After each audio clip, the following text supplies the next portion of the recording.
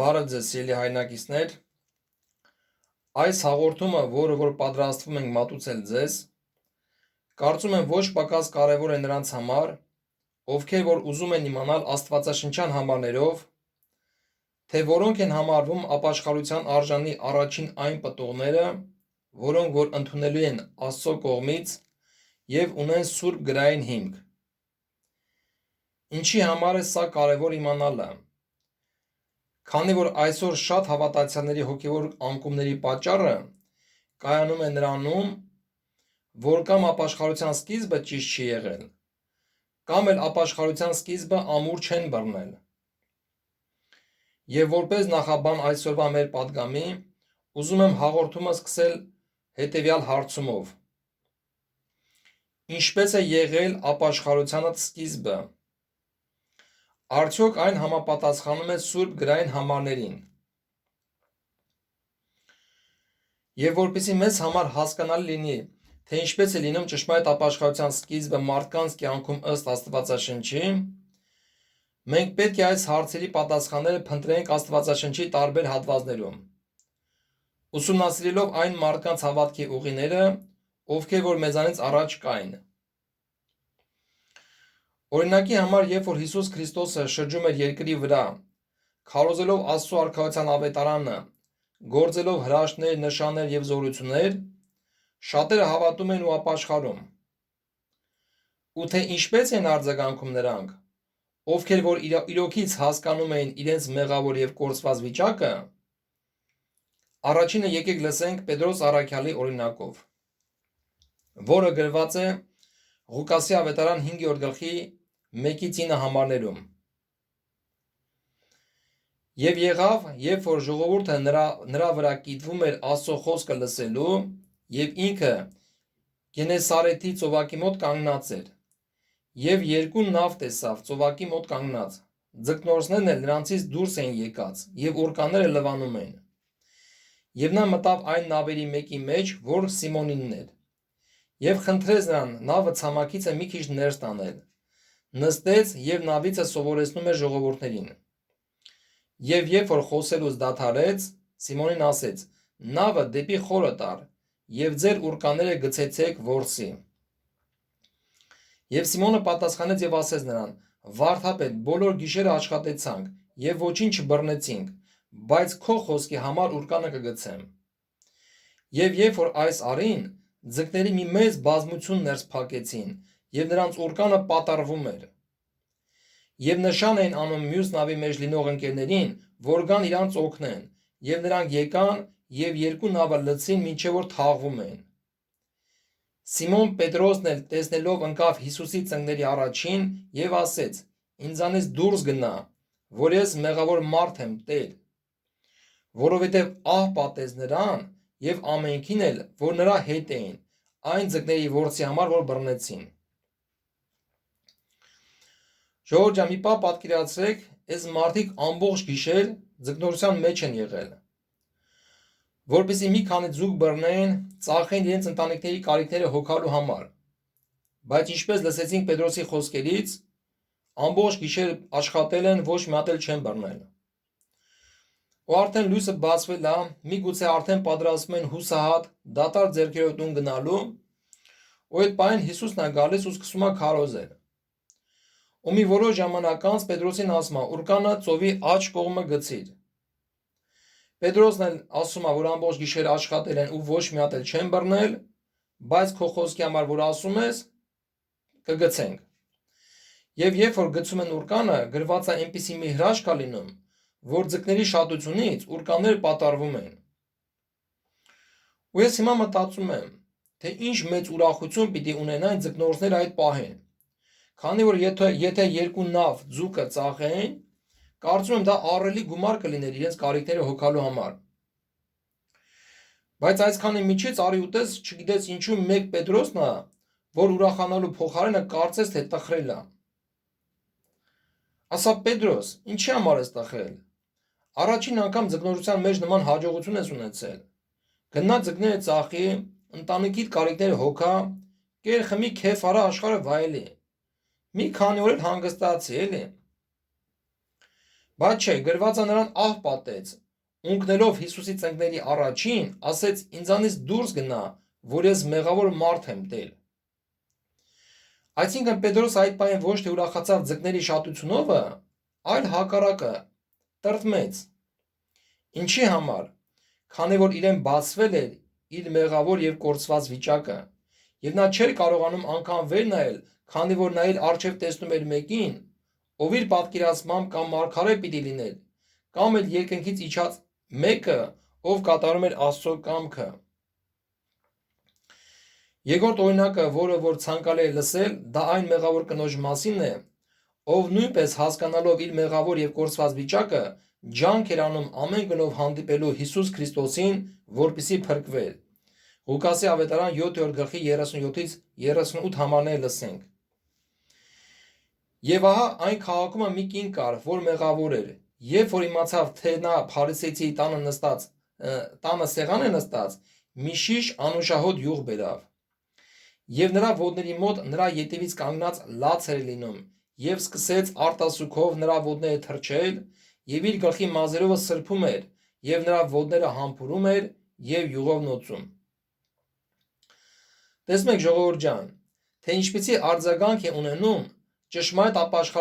ապաշխարությունը այն մարդկանց կյանքում, ովքեր որ ունեցել են իրականում մեղքի լուրջ գիտակցում։ Լաց, սուգ, ողբ,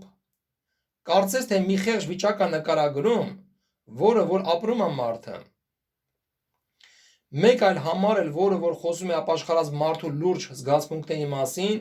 դա Տեր Հիսուս Քրիստոսի առակներից է գրված Ղուկասի ավետարան 18:9-14 համարներում։ Ոմանց էլ, որ իրանցում վստահ են, թե արդար են եւ ուրիշներին ոչինչ էին համարում, այս առակն ասեց. երկու մարդ վեր ելան տաճարն աղոտ կանելու, մեկը փարիսեցի եւ մյուսը մաքսավոր։ Փարիսեցին առանձին կանգնած այս էր աղոտ քանում. Ով Աստված, գոհանում եմ քեզանից, որ չեմ ինչպես ուրիշ մարդիկը, հափշտակող, անիրավ, շնացող, կամ ինչպես էլ այս մաքսավորը։ Շաբաթը 2 անգամ ծոմ եմ պահում եւ իմ բոլոր ստացվածներից 10-րդ եմ տալիս։ Եվ մաքսավորը հեռու կանգնած էր, իր աչքերն էլ չէր կամենում դեպի երկինքը բարձրացնել, այլ իր կուրծքը ծեծում էր եւ ասում. Ով Աստված, ողորմիր ինձ մեղավորիս։ Ասում եմ ձեզ, թե սա արդարացած իջավ իր տունը, քան թե նա, որովհետև ամեն ինքն իրան բարձրացնողը կխոնարհվի եւ ինքն իրան խոնարհեցնողը կբարձրանա։ Մյուս վկայությունը, որը կուզենայի լսենք, դա Պողոս առաքյալի խոսքերն են գրված առաջին Կորինթացիս 15:3-9 համարներում։ Որովհետև ես առաջուց այն տվի ձեզ, որ ես էլ ընդունեցի, թե Քրիստոս մեր մեղքերի համար մեռավ գրքերի համեմատ, եւ թե թաղվեցավ, եւ թե երրորդ օրը հարություն առավ գրքերի համեմատ, եւ թե երևացավ Կեփասին, հետո այն 12-ին, հետո երևեցավ 500-ից ավելի եղբայրներին մեկ անգամ, եւ հետո երևեցավ Հակոբին, հետո բոլոր առաքյալներին։ Ամենից հետո իբր թե մի վիժածի ինձ էլ երևեցավ, որովհետև ես առաքյալների հետինն եմ, որ արժանի չեմ առաքյալ կոչվելու, որովհետև Աստծո եկեղեցին հալածեցի։ Ինչպես նաև նրա խոսքերից լսում ենք առաջի Տիմոթեոս գլուխ 1:15 համարում, որ ասում է Պողոս առաքյալը. ճշմարիտ է այս խոսքը եւ ամեն ընդունելության արժանի, որ Քրիստոս Հիսուսը աշխարհ եկավ մեղավորները փրկելու, որոնց առաջինը ես եմ։ Նույն բանն էլ անառակ որդին էր ասում Ղուկասի ավետարան 15:17-ից 20 համարներում։ Եվ ինքը իրան գալով ասեց. քանի վարձկաներ ունի իմ հայրը հացով լցված, եւ ես այստեղ սովամակ կորչում եմ, վեր կենամ գնամ իմ հոր մոտ եւ նրան ասեմ. հայր, մեղանչեցի երկնքի դեմ եւ քո առաջին, եւ այլևս արժանի չեմ քո որդի կոչվելու, ինձ քո վարձկաների մեկի պես արա, եւ վեր կացավ եկավ իր հոր մոտ։ Զաքեոսի մասին էլ գրված է Ղուկասի ավետարան 19:8-10 համարներում, նա կանգնեց եւ Տիրոջն ասեց. Տեր, ահա իմ ինչքերի կեսը աղքատներին կտամ, եւ եթե մեկին զրպարտությունով զրկել եմ, չորեքպատի կվճարեմ։ Հիսուսն էլ նրան ասեց, թե այսօր փրկություն եղավ այս տանը, որտեղ սա էլ Աբրահամի որդի է, որտեղ մարդի որդին եկավ, որ որոնե եւ ապրեսնե կորածին։ Այսքանը մենք լսեցինք Հիսուս Քրիստոսի թե երկրային կյանքում եւ թե իր համբարձումից հետո տեղի ունեցած ապաշխարության վկայությունների մասին։ Իսկ հիմա եկեք մի քանի կարևոր համարներ լսենք Դավիթ թագավորի ապաշխարության աղոթներից, որը եղել է Հիսուս Քրիստոսի երկիր գալուց առաջ։ Սաղմոս 86-ից լսենք. Տեր, խոնարհեցրու քո ականջը եւ պատասխանիր ինձ, որովհետեւ աղքատ եմ ես եւ խեղճ։ Ողորմիր ինձ, Տեր, որտեւի քեզ եմ կանչում ամեն օր, որովհետեւ դու, Տեր, բարի ես եւ ներող եւ ողորմությունով հարուստ բոլոր քեզ կանչողներին։ Ականջ դիր իմ աղոթքին, ով Տեր, եւ մտիկ արա իմ աղաչանքի ձայնին։ Իմ նեղության օրը դեպի քեզ եմ կանչում, որովհետեւ դու լսում ես ինձ։ Տեր, ցույց տուր ինձ քո ճանապարհը, որ գնամ քո ճշմարտության մեջ։ Միացրու իմ սիրտը, որ քո անունից վախենա, որովհետեւ քո ողորմությունը մեծ է ինձ վրա, եւ դու փրկեցիր իմ անձը ներքևի դժոխքիցը։ Սաղմոս 51-ից լսենք. Ողորմիր ինձ, Աստված, քո ողորմության պես, եւ քո մեծ ողորմության պես ջնջիր իմ անօրենությունները։ Իսպառ լվայ ինձ իմ անօրենությունիցը եւ սրբիր ինձ իմ մեղքերիցը, որովհետեւ ես ճանաչում եմ իմ անօրենությունները եւ իմ մեղքն ամեն ժամանակ իմ առաջինն է։ Միայն քեզ դեմ մեղանչեցի եւ չարը քո աչքի առաջին գործեցի, որ դու արդար լինես քո խոսքերումը եւ մաքուր լինես քո դատաստանումը։ Երեսը թաքցուր իմ մեղքերիցը եւ իմ բոլոր անօրենությունները ջնջիր։ Սուրբ սիրտ ստեղծիր ինձանում, ով Աստված, եւ ուղիղ հոգի նորոգիր իմ ներսումը։ Լսենք նաեւ Սաղմոս 38-ից. Որովհետեւ ես պատմում եմ իմ անօրենությունը եւ տրտմում եմ իմ մեղքի համար։ Մի թողիր ինձ, ով Տեր իմ Աստված, մի հեռանար ինձանից։ Շուտ արա, որ ինձ օգնես, ով Տեր իմ փրկիչ։ Այսինքն մենք տեսնում ենք, սիրելիներ, որ բոլոր դեպքերում էլ թե Պետրոսի, թե Պողոսի, թե Դավիթ թագավորի եւ թե մնացածների մոտ տեղի ունեցել մեղքի լուրջ գիտակցում։ Նրանք խորը զղջում են ունեցել անցյալի նկատմամբ, ժողովուրդ ջան, որը արտահայտվում է լացով, ողբով, սգով։ Եվ այս մարդկանց մեջ մենք տեսնում ենք լուրջ անհանգստություն ապագայի նկատմամբ, քանի որ նրանք բոլորն էլ փնտրտուքի մեջ են։ Եվ նրանք ուզում են ոչ միայն մեղքերի թողություն ստանան, այլ նաև իմանան Աստծո կամքը ու գնան նրա ետևից։ Այսինքն նրանք արդեն իսկ որոշում կայացած մարդիկ են։ Օրինակի համար, երբ որ առաքյալները քարոզում են Հիսուս Քրիստոսի մեռնելու, թաղվելու եւ հարություն առնելու մասին, Գործք առաքելոց գլուխ 2-ի 37-րդ խոսքում լսում ենք. Եվ երբ որ այս լսեցին, իրանց սրտերումը զղջացին եւ ասեցին Պետրոսին եւ մյուս առաքյալներին. Ինչ անենք, մարդիկ եղբայր։ Այսինքն այս մարդիկ պատրաստ են ինչ որ բան անելու, որպեսզի փրկվեն։ Ինչպես նաև Պողոս առաքյալն էր ասում նույն խոսքերը Գործք առաքելոցի 9-րդ գլխի 6-րդ խոսքում, երբ որ Տեր Հիսուս Քրիստոսը նրան երևացել էր Դամասկոսի ճանապարհին, գրված է եւ դողալով ու զարհուրելով ասեց. Տեր, ինչ ես կամենում, որ անեմ։ Բանտապետն էլ իր հերթին երբ որ ապաշխարեց, գրված է Գործք առաքելոց 16-րդ գլխի 29-րդ խոսքում, ներս վազեց եւ դողալով Պողոսի եւ Շիղայի առաջին ընկավ եւ նրանց դուրս հանեց եւ ասեց. Տերեր, ես ինչ պետք է անեմ, որ փրկվեմ։ Ու Պետրոս առաքյալի պատասխանն էլ նման մարդկանց սա է։ Գործք առաքելոց գլուխ 2-ի 38-ից 39 համարները լսենք։ Պետրոսը նրանց ասեց. ապաշխարեցեք եւ ձեզանից ամեն մեկը թող մկրտվի Հիսուս Քրիստոսի անունով մեղքերի թողության համար եւ Սուրբ Հոգու պարգևը կընդունիք, որովհետեւ ձեզ եւ ձեր որդկանց համար է այս խոստմունքը եւ այն ամեն հեռավորների համար, որոնց մեր Տեր Աստվածը կանչե։ Այսինքն այդ հեռավորներն էլ մենք ենք եւ Տերը կանչում է մեզ։ Ու նրանք էլ, ովքեր որ հավատում էին, նրանք ապաշխարում են իրենց մեղքերը խոստովանելով։ Սուրբ Հոգու պարգևն էլ առնում էին գրվածի համաձայն եւ ասում է միշտ հետևում էին առաքյալների վարդապետությանը եւ հաղորդությանը եւ հացի կտրելին եւ աղոթներին։ Ամեն օր միաբանությամբ տաճարումն էին լինում,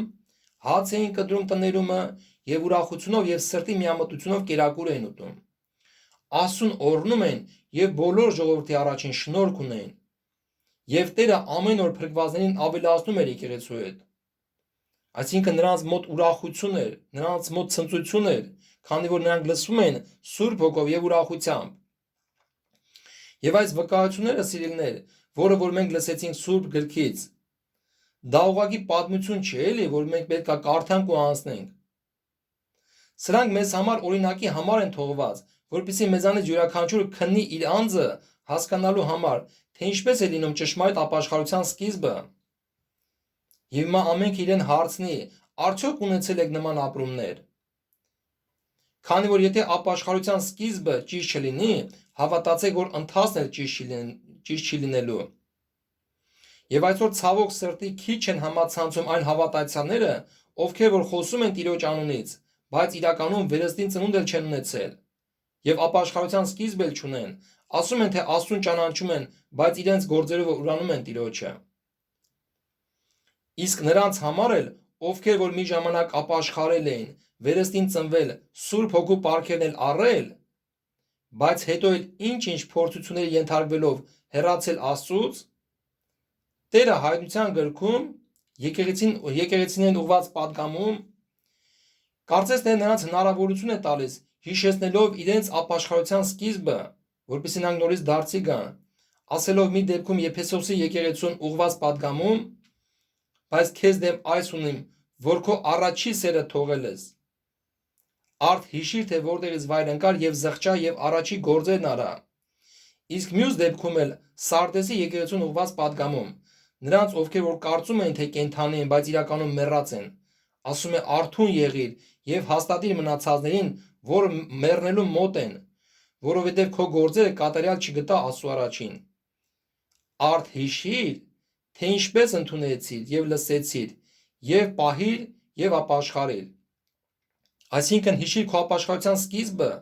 ինչպես ես ընդունել, ինչպես ես ապաշխարել։ Եսայա 54-ի 6-րդ խոսքն ասում է, որովհետև Տերը քեզ մի երեսի ձգված եւ հոգով վշտացած կնոջ պես կանչեց, եւ մի երիտասարդ կնոջ պես, որ մերժված է, ասում է քո Աստվածը։ Ու Աստված էլ Սաղմոս 22-ի 24-րդ խոսքի համաձայն գրված է. չանարգեց եւ չարհամարեց խեղճի խղճությունը, եւ չծածկեց նրանից իր երեսը, բայց երբ որ նա աղաղակեց դեպի նրան, նա ականջ դրավ։ Այսինքն, սիրելիներ, Տերը մեզ ընդունեց, չմերժեց, երբ որ մենք աղաղակում ենք մեր նեղության մեջ, մեր հիվանդության մեջ, կանչում ենք նրան, Տերը մեզ չմերժեց, ընդունեց։ Եվ այն արժանի պատիժն էլ, որը որ մենք պիտի կրենք մեր մեղքերի համար, դրեց իր որդի Հիսուս Քրիստոսի վրա, որպեսզի ամեն նրան հավատացողը չկորչի, այլ հավիտենական կյանք ունենա։ Հովհաննես 3:16։ Եվ մեր փրկության գինն էլ, ինչպես ասում է Պետրոս առաքյալը իր թղթերում, առաջին գլխի 18-ից 21 խոսքերում, գիտենալով, որ ոչ թե ապականացու արծաթով կամ ոսկով փրկվեցաք ձեր հայրենավանդ ունայն վարմունքիցը, այլ Քրիստոսի պատվական արյունովը, ինչպես մի անբիծ եւ անարատ գառի։ Այսինքն մենք այրան գին ենք արժեցել, սիրելի քույրեր եւ եղբայրներ, եւ ինչպես կարող ենք մենք այսքանը հասկանալով նորից հետաքրքրվել աշխարհով, վտանգելով մեր փրկությունը։ Պողոս առաքյալն ասում էր. աշխարհն ինձ համար խաչված է, ես էլ աշխարհի։ Ես մեռած եմ Հիսուս Քրիստոսի հետ խաչի վրա եւ ապրում եմ ոչ թե ես, այլ Քրիստոս ինձանում։ Ու ես այլևս իմ անձի տերը չեմ, ես ինձ չեմ պատկանում, այլ նրան, ով իմ համար մեռավ եւ հարություն էլ առավ։ Ու հորդորում էր ամենքից, որ մենք էլ նույն միտքն ունենանք եւ գնանք այնպես, ինչպես որ ինքն էր գնում։ Եբրայեցիներին ուղղված թղթում գլուխ 10 Պողոս առաքյալն ասում է 26 համարից, որովհետև եթե մենք ճշմարտության գիտությունը ընդունելուց հետո հոժար կամքով մեղ գործենք, հոժար կամքով, այլևս նրանց հետո մեղքերի համար զոհ չի մնում, այլ դատաստանի ահավոր սպասելը եւ կրակի զայրույթը, որ հակառակողներին կլափե։ Մեկը, որ Մովսեսի օրենքն անարգում էր առանց ողորմության, 2 կամ 3 վկայի խոսքով մեռնում էր։ Էլ որքան ավելի կարծում եք սաստիկ պատժի կարժանանա նա, որ Աստծո որդուն ոտքի տակ կողեց եւ ուխտի արյունը պիղծ համարեց, որով նա սրբվեցավ եւ շնորհքի հոգուն նախատեց։ Որովհետև գիտենք նրան, որ ասեց իմն է վրեժխնդրությունը, ես հատուցումը կտամ, ասում է Տերը, եւ դարձյալ թե Տերը կդատե իր ժողովրդին։ Սարսափելի բան է կենթանի Աստծո ձեռքը ընկնելը, գրված է, սիրելիներ։ Առաջի Պետրոս առաջի գլխի 13 խոսքից լսենք. Նրա համար ձեր մտքի մեջը գոտ է պնդած, մտքի մեջքը գոտ է պնդած եւ զարթնացած, կատարելապես հուսացեք այն շնորհքին, որ հասնում է ձեզ Հիսուս Քրիստոսի հայտնությունումը։ Հնազանդ որդկանց պես, չնմանելով այն ձեր տգիտության ժամանակի առաջին ցանկություններին, այլ ձեզ կանչող Սուրբին պես դուք էլ սուրբ եղեք ձեր բոլոր վարքերումը, որովհետև գրված է սուրբ եղեք, որ ես սուրբ եմ, եւ եթե հայր եք կանչում նրան, որ առանց աչառության դատաստան է անում ամեն մեկի գործին պես, ապա ձեր պանդխտության ժամանակը վախով վարվեցեք։ Այսօրվա հաղորդումը այսքանն էր, սիրելիներ։ Եթե կարճ ամփոփենք, հավատքի մեջ աճելու եւ ճշմարիտ հոգեվոր կյանք ապրելու միակ ճանապարհը առաջինը դա ճշմարիտ ապաշխարության սկիզբ ունենալն է, ինչպես որ մենք լսեցինք։ Իսկ երկրորդը ապաշխարության սկիզբը ամուր բռնելն է։ Քանի որ այդտեղից է սկսում մեր հոգեվոր կյանքի ճշմարիտ ընթացքը։ Լավ մնացեք, Տերը ամենքիդ հետ լինի, մինչ նոր հանդիպում։